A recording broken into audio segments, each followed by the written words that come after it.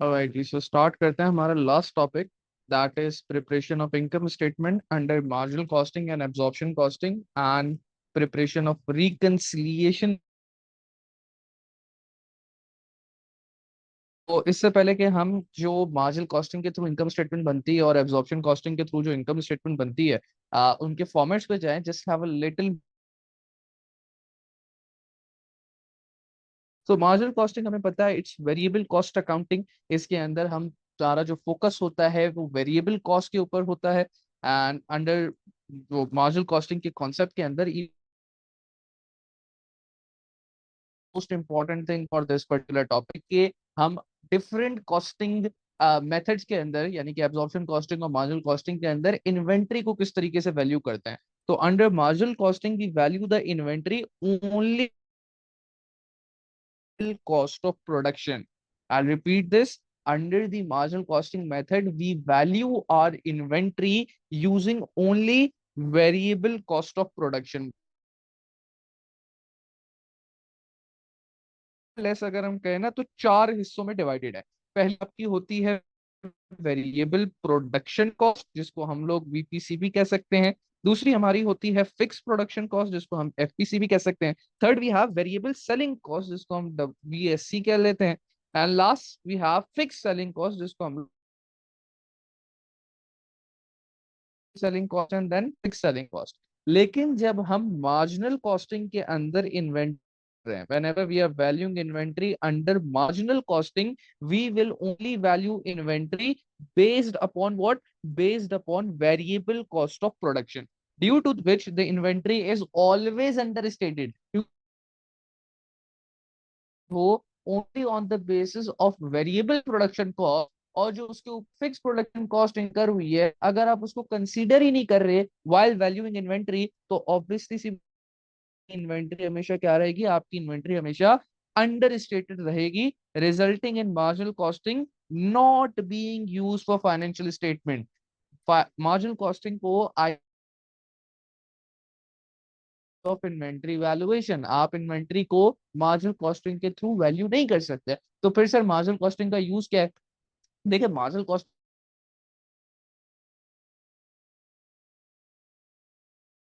है, but as as valuation of inventory is concern, तो आई हिसाब से मार्जिनल के थ्रू इन्वेंट्री को इज पेपर की हद तक और सवालों के हद तक ऑब्वियसली मार्जिनल कॉस्टिंग के थ्रू भी इन्वेंट्री को वैल्यू करते हैं, टू सी कि अगर हम इस सेम प्रोडक्ट को मार्जिनल कॉस्टिंग के थ्रू अगर वैल्यू करके इनकम स्टेटमेंट बनाए और एब्जॉर्ब कॉस्टिंग के थ्रू अगर वैल्यू इनकम स्टेटमेंट बनाए, तो प्रॉफिट्स के अंदर क्या डिफरेंस आएगा। So second method of valuing inventory is absorption costing. और एब्जॉर्प्शन कॉस्टिंग को हम फुल कॉस्ट अकाउंटिंग भी कहते हैं। फुल कॉस्ट अकाउंटिंग कहने का रीजन क्या है? फुल कॉस्ट अकाउंटिंग कहने का रीजन ये है क्योंकि जब आप एब्जॉर्प्शन कॉस्टिंग के थ्रू इन्वेंट्री को वैल्यू करते हो, तो जो कॉस्ट ऑफ इन्वेंट्री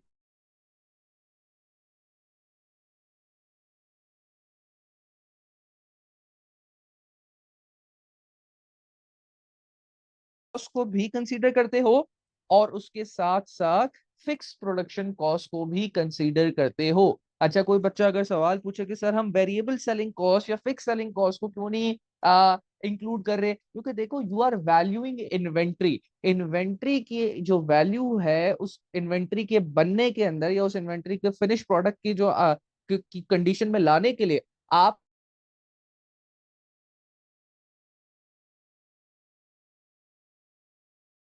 चलती है तो ओवरहेड का खर्चा होता है, लेकिन it's just the production cost, और सिर्फ और प्रोडक्शन कॉस्ट की बेस पे आपकी इन्वेंट्री, आपका फाइनल आउटपुट निकल के आता है। सेलिंग कॉस्ट का तो ताल्लुक इससे है ना कि अब उस इन्वेंट्री को बेचा कैसे जाए। लेकिन एज फार एज इन्वेंट्री की वैल्यूएशन कंसर्न है कि मैं ये बोलना चाह रहा हूँ कि भाई लेट से मैंने चेयर बनाई है, ये चेयर की कॉस्ट कितनी है, तो इस चेयर की कॉस्ट में तो इसको बेचने का आने वाला फ्यूचर का एक्सपेंस है, उसको मैं इंक्लूड नहीं करूंगा। So under marginal costing you just value your inventory using variable production cost, but under absorption costing you take into consideration both the variable production cost as well as the fixed absorption costing क्या है? Absorption costing full cost accounting है and it gives us a accurate value of inventory, क्योंकि अब आप variable production जो overhead इंकर हुए थे टू प्रोड्यूस द गुड्स, उनको भी क्या कर रहे हो, उनको भी इंक्लूड कर रहे हो। एंड दैट इज वाई आपकी एब्जॉर्प्शन कॉस्टिंग के थ्रू जो इन्वेंटरी के वैल्यूज निकल के आती है,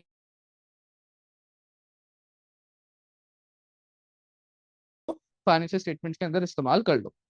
अच्छा, एक चीज, एक नोट जो यहाँ पे लिखा है उसको पढ़ लेते हैं। When making profit statement under marginal costing we have to show the value of contribution. बच्चे ये कंफ्यूज रहते हैं कि सर मार्जिनल कॉस्टिंग का फॉर्मेट कैसे याद रखें और एब्जॉर्प्शन कॉस्ट, बेसिकली डिस्टिंक्शन है जो इन दोनों के बीच की, उसको कैसे याद रखें। तो बहुत सिंपल सा डिफरेंस है जो कि आपको फॉलो करना है। मार्जिनल कॉस्टिंग के थ्रू अगर इनकम स्टेटमेंट बन रही है then you have to show the value of contribution, यानी कि आपका जो फॉर्मेट होगा मार्जिनल कॉस्टिंग की इनकम स्टेटमेंट का, दैट शुड बी बेस्ड। आपको पता है कंट्रीब्यूशन कैसे निकलता है, आप सेल की वैल्यू से तमाम वेरिएबल कॉस्ट को माइनस कराओगे। एंड वैसे तमाम variable cost you have to subtract not only just the variable production cost but as well as the variable selling cost, so that you can show the total contribution. लेकिन जब हम बात करते हैं absorption costing की, तो क्योंकि उसके अंदर कोई कंट्रीब्यूशन एग्जिस्ट ही नहीं करता, तो हम उसके अंदर जो नॉर्मल हमारी इनकम स्टेटमेंट का फॉर्मेट होता है, जिसके अंदर हम लोग ग्रॉस प्रॉफिट और नेट प्रॉफिट दिखाते हैं, उसको हम नॉर्मल तरीके से बनाएंगे। So in absorption costing contribution does not exist but since we absorb fix overheads, लेकिन क्योंकि आप एब्जॉर्प्शन कॉस्टिंग के अंदर ओवरहेड्स को क्या कराते हो, एब्जॉर्ब कराते हो on the basis of the formula O A R multiplied by actual activity level. तो उस, और क्योंकि वो ओ ए आर आपका एस्टिमेटेड बेसिस पे निकला हुआ होता है, एस्टिमेटेड बेसिस ऑफ आउटपुट या estimated basis of activity level पे निकला हुआ होता है, तो देयर इज ऑलवेज चांस कि आपके जो ओवरहेड एब्जॉर्ब हुए हुए हैं वो या तो अंडर एब्जॉर्ब होंगे या फिर वो ओवर एब्जॉर्ब होंगे। और हमें एब्जॉर्प्शन कॉस्टिंग की इनकम स्टेटमेंट बनाते हुए जो अंडर एब्जॉर्ब या ओवर एब्जॉर्ब ओवरहेड्स हैं उनको एडजस्ट करना पड़ेगा, क्योंकि if you have over absorb your overheads, इसका मतलब ये कि आपने फिक्स कॉस्ट ज्यादा चार्ज कर दी है जबकि एक्चुअल फिक्स कॉस्ट इतनी थी नहीं। जितनी भी अमाउंट ओवर एब्जॉर्ब की है उतनी अमाउंट से प्रॉफिट को ऐड कर दोगे। क्यों? क्योंकि आपने कॉस्ट को ऊपर ज्यादा दिखाया हुआ था। ओवर एब्जॉर्प्शन का यही मतलब है कि आपने कॉस्ट को ज्यादा दिखा दिया। अगर आपने कॉस्ट को ज्यादा दिखा दिया, आपका प्रॉफिट डिक्रीज हो गया, so you have to add back the amount जितनी भी ओवर एब्जॉर्प्शन थी, जितनी भी अमाउंट है उसको आप ऐड बैक कर लेते हो प्रॉफिट के अंदर, ताकि उसका जो इम्पैक्ट था ओवर एब्जॉर्प्शन का वो खत्म हो गया। जबकि अगर अंडर एब्जॉर्प्शन हुई है तो अंडर एब्जॉर्प्शन का ये मतलब है कि आपने उतने ओवरहेड चार्ज ही नहीं किए शो होनी थी, जिसकी वजह से आपका प्रॉफिट ओवर स्टेटेड है। तो इस केस में आप जितनी भी अंडर एब्जॉर्प्शन ऑफ ओवरहेड की अमाउंट होती है उस अमाउंट को प्रॉफिट से डिडक्ट कर लेते हो और the lower amount of overheads that charge के लिए। जब आप उसको अंडर एब्जॉर्प्शन को प्रॉफिट से माइनस कर लोगे तो ऑटोमेटिकली जो कॉस्ट आपने ऊपर कम चार्ज की थी उसका जो इम्पैक्ट था in the form of over statement of profit, वो क्या हो जाएगा, वो खत्म हो जाएगा। So when over absorption occurs, we will add the value of over absorption or of over absorbed overhead into the profit or deduct it from the cost. So I'll just prefer कि आप जो है simply क्या कर लो, over absorbed value को क्या कर लो, profit के अंदर add कर लो। However, if it is under absorbed, तो under absorption को आप क्या कर लो, under absorption को आप profit से deduct कर लो, it will get deducted from the value of profit। और अंडर और ओवर एब्जॉर्प्शन निकालने का तरीका is something that we have discussed in very much detail कि भाई अंडर एब्जॉर्प्शन या ओवर एब्जॉर्प्शन कैसे निकले, कि वी नो कि अंडर ओवर एब्जॉर्प्शन निकालने के लिए हम एक्चुअल ओवरहेड्स को ओवरहेड एब्जॉर्ब से कंपेयर करा लेते हैं, we are into actual activity level. तो अगर तो हमारा ओवरहेड एब्जॉर्ब ज्यादा है, एब्जॉर्ब कंपैरेटिवली कम हो as compare to actual overhead, तो ये अंडर एब्जॉर्प्शन है। और अगर ओवर एब्जॉर्प्शन है तो प्रॉफिट के अंदर क्या हो जाएगी, ऐड हो जाएगी। फॉर्मेट की फॉर्मेट किस तरीके से बनता है एब्जॉर्प्शन कॉस्टिंग की इनकम स्टेटमेंट का और मार्जिनल कॉस्टिंग की इनकम स्टेटमेंट का। सो पहले एब्जॉर्प्शन कॉस्टिंग की इनकम स्टेटमेंट में बात कर लेते हैं फॉर्मेट किस तरीके से बनता है। At first you have your sales revenue which is obvious कि भाई सबसे पहले जो आपने गुड्स बेचे उनका सेल्स रेवेन्यू आएगा। Then you will write less production cost of sale. Even if you would just remember the word ना, तो आपको क्लिक होता जाएगा कि कौन कौन सी कॉस्ट इनके अंदर इंक्लूड होनी है। When I use the word production cost of sale, इसका मतलब क्या है कि आप तमाम उन कॉस्ट को रिकॉर्ड करने वाले हो जिनका ताल्लुक किससे है, जिनका ताल्लुक सीधा सीधा प्रोडक्शन से है। Variable production cost, or they can be your fixed production cost, they can less they are a production cost, they will be recorded over here. लेकिन उससे पहले कि इवन आप कॉस्ट रिकॉर्ड करो, you have to record your opening inventory. और opening inventory की value किस basis पे होगी? ओपनिंग इन्वेंट्री की वैल्यू बेस्ड होगी on variable production cost plus fix production cost, जो भी पर यूनिट की, और फिर उसको नंबर ऑफ यूनिट से मल्टीप्लाई करा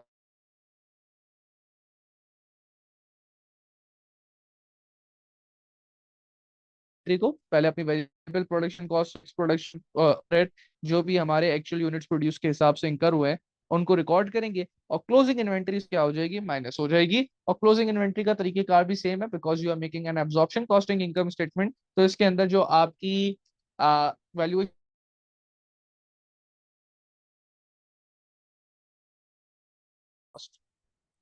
नाउ, जब आप इन सबको ऐड सब्ट्रैक्ट करा दोगे, you are going to get your production cost of sale. And when you subtract the sales revenue from the production cost of sale, you will get what? You will get the gross profit। और gross profit में से आप अपनी तमाम से less all non production cost, what I meant to say, कि आप अपनी तमाम फिक्स सेलिंग एक्सपेंस दोनों को क्या करा लोगे? माइनस करा लोगे from the gross profit, up getting the net profit और net loss। जो कि कहानी क्यों नहीं खत्म हुई? Because there is a chance कि आपने जो ओवरहेड ऊपर रिकॉर्ड किया था, फिक्स प्रोडक्शन ओवरहेड जो यहाँ रिकॉर्ड किया है, वो बेस्ड है अपॉन ओवरहेड एब्जॉर्ब। जो यहाँ पे लिखा हुआ भी है ना कि एक्चुअल यूनिट प्रोड्यूस की बेस पे होगा, मैंने एरो बना के लिखा हुआ भी, उसको हाईलाइट भी कर लेता हूँ, that's based on overhead absorb. तो क्या पता आपकी जो यहाँ पे ओवरहेड फिक्स प्रोडक्शन ओवरहेड के अंदर जो आपने ओवरहेड एब्जॉर्ब की वैल्यू डाली है, क्या पता वो ज्यादा हो as compare to actual overhead, क्या पता वो कम हो as compare to actual overhead. तो या तो अंडर एब्जॉर्प्शन हो सकती है या ओवर एब्जॉर्प्शन हो सकता है बराबर हो। सर बराबर कब होगा? भाई जब आपने जितने यूनिट्स बजटेड की थे कि हमने 15,000 यूनिट बनाने हैं, और अगर 15,000 ही बना लिए, तो फिर देर आर चांसेस, या आपने सोचा था कि 15,000 का ओवरहेड इंकर होगा और आपने 15,000 ही का ओवरहेड इंकर किया, तो फिर अगर आपकी एक्टिविटी लेवल के अंदर कोई डिफरेंस नहीं है, आपके एक्चुअल ओवरहेड और बजटेड ओवरहेड के अंदर कोई डिफरेंस नहीं है, तो दैट इज फाइन। देन आपका ओवरहेड एब्जॉर्ब्ड और अंडर एब्जॉर्ब्ड एग्जिस्ट नहीं करेगा, but you still have to check for that. अगर उसने कह दिया है ना budgeted production level and actual activity level were both same, तो ये it is a quite clear indication कि भाई यहाँ पे एब्जॉर्प्शन एग्जिस्ट नहीं करेगी, तो you don't have to add subtract it. लेकिन अगर आपको दिख गया है कि एक्टिविटी लेवल डिफरेंस है और एक्चुअल ओवरहेड की अमाउंट अलग गिवन है और बजटेड ओवरहेड की अमाउंट अलग given, तो चेक कर के अंडर या ओवर एब्जॉर्प्शन एग्जिस्ट कर रही है या नहीं कर रही, और अगर करती है तो उसको नेट प्रॉफिट लॉस में से एडजस्ट करवा लो। Then we have the income statement format for marginal costing। marginal cost format में मैंने ऊपर ही आपको एक बड़ी इंपॉर्टेंट बात मेंशन कर दी थी, क्या कि under marginal costing you have to show the figure for contribution, and to show the figure for contribution you have all variable। तो यहाँ पे देखिए सेल्स रेवेन्यू लिखने के बाद मैंने क्या लिखा है? Less variable cost of sale. ऊपर देखे वर्डिंग में फर्क आ गया, ऊपर मैंने लिखा था less production cost of sale. इसका मतलब ये कि यहाँ पे अभी फर्स्ट पोर्शन के अंदर सिर्फ और सिर्फ जो प्रोडक्शन से रिलेटेड कॉस्ट है वो जाएगी। It could be a fix, be a variable production cost, but यहाँ पे मैंने लिखा वेरिएबल कॉस्ट ऑफ सेल। इसका मतलब क्या है कि अब आपके पास इस पहले पोर्शन के अंदर तमाम वेरिएबल कॉस्ट इंक्लूड कर ली जाएंगी। अब वो वेरिएबल कॉस्ट प्रोडक्शन वाली भी हो सकती है, और वो वेरिएबल कॉस्ट नॉन प्रोडक्शन या सेलिंग की भी हो सकती है। आपको ऑलरेडी बता चुका हूँ कि बाबा आप सेलिंग प्राइस में से या सेल्स रेवेन्यू में से जब तक तमाम variable cost, even including the non-production variable cost, even including the selling variable cost, तब तक आपके पास टोटल कंट्रीब्यूशन की फिगर कैलकुलेट होके नहीं आ सकती। तो after writing less variable cost of sale, पहले हम लोग ओपनिंग इन्वेंट्री को रिकॉर्ड करेंगे। ओपनिंग इन्वेंट्री हमारी बेस्ड होगी obviously on what? Since we are making a marginal costing income statement, the value of opening inventory is going to be based upon variable भी mention किया था कि भाई आपकी जो इन्वेंट्री की वैल्यूएशन है under marginal costing, that's going to be based on what, only the variable production cost, यानी कि जिसके अंदर ज्यादातर आपका डायरेक्ट मटेरियल आ जाता है और डायरेक्ट लेबर आ जाता है, और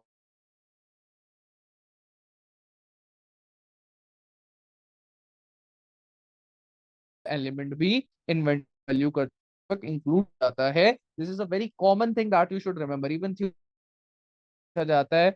और अभी हम जब इसकी रिकंसिलिएशन स्टेटमेंट भी बनाएंगे तो देखेंगे कि यही बात जो है वो एग्जामिनर बनाने को और पूछता है, टेस्ट करता है कि क्या बच्चे को पता है कि नहीं पता है कि इन्वेंट्री की वैल्यूज जो है वो दोनों में just pure because of the fact करता है valuation में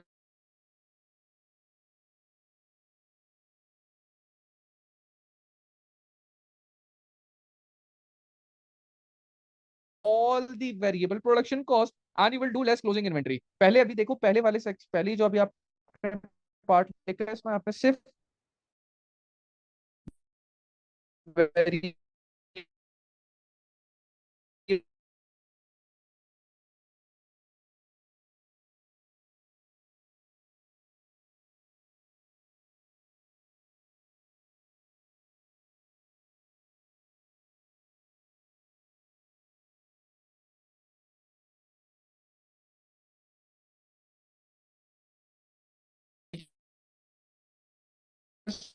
टोटल एक तरीके से मैं हूं ना,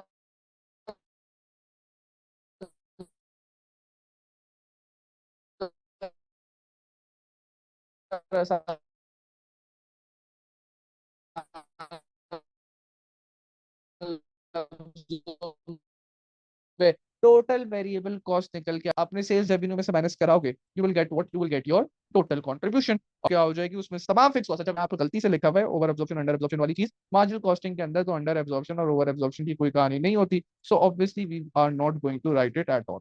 So that's how you will make your income statement for marginal costing as well as for absorption costing. Now we'll do its question.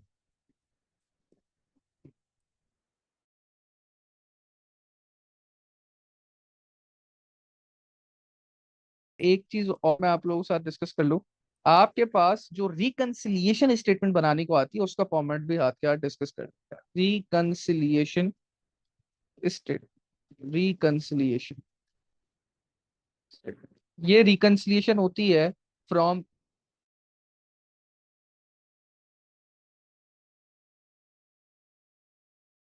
Absorption costing start करते हो, ठीक है। सम कुछ क्वेश्चंस के अंदर आप देखोगे कि प्रॉफिट अंडर मार्जिनल कॉस्टिंग से भी स्टार्ट किया जाता है, लेकिन it's up to you, like totally up to you, आप कहाँ से स्टार्ट करना चाह रहे हो। आप एक कॉस्टिंग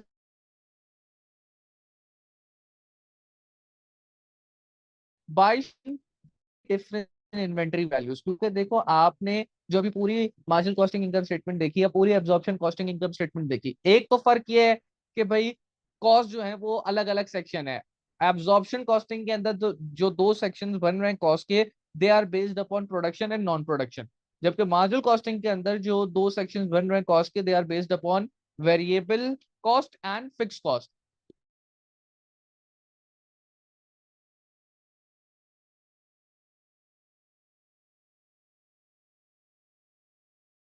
और इन्वेंट्री की वैल्यूएशन के अंदर जो है ना वो फर्क मसला आ रहा है, जिसकी वजह से आपके प्रॉफिट सेम नहीं होंगे। So under reconciliation statement, while you are asked to make a reconciliation statement to show why the two profits are different from each other, तो उसके अंदर आपने दिखाना ही होता है कि भाई इन्वेंट्री की वैल्यू के अंदर डिफरेंस आया है। तो इसके अंदर आप करते क्या हो, आप जो ओपनिंग इन्वेंट्री की वैल्यू का डिफरेंस होता है ना, लेट्स से एब्जॉर्प्शन कॉस्टिंग की इन्वेंट्री की वैल्यू 10,000,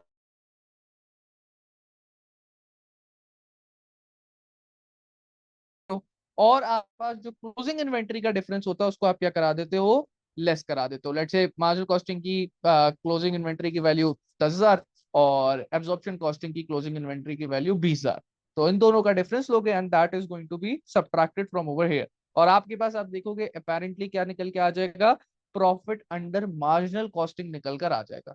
आप जो बच्चे ने, अगर किसी बच्चे ने का ये फॉर्मेट देखा हो, उसका रिवर्स फॉर्मेट देखा हो, तो वो भी कंप्लीटली एक्सेप्टेबल है। उसके अंदर you start from marginal costing वाला profit, then you don't add the change in opening inventory. अब आप क्या करते हो, क्योंकि अब आपका फॉर्मेट बदल गया, अब आप रिवर्स ऑर्डर में जा रहे हो, तो अब आप add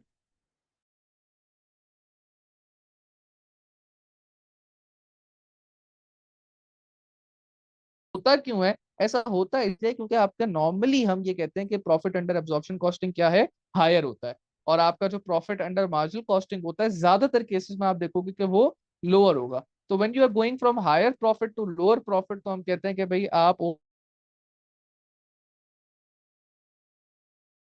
माइनस कर लो। लेकिन once you move through costing, तो you will do add change in closing inventory less change in inventory, तो बस रिवर्स हो जाएगा अपनी आसानी के लिए। ये अगर तुम एक फॉर्मेट भी याद रख लेते हो तो अगले फॉर्मेट को याद रखने के लिए तुमने बस इसको पूरे को रिवर्स कर देना है कि भाई अगर if I am starting from marginal, now I won't add the change in opening inventory, rather I will subtract the change in opening inventory, and instead of subtracting change in closing inventory, I'll add the change in closing inventory, and that's how you will make your reconciliation statement। अभी हम इसका सवाल करेंगे तो ये और clear हो जाएगा।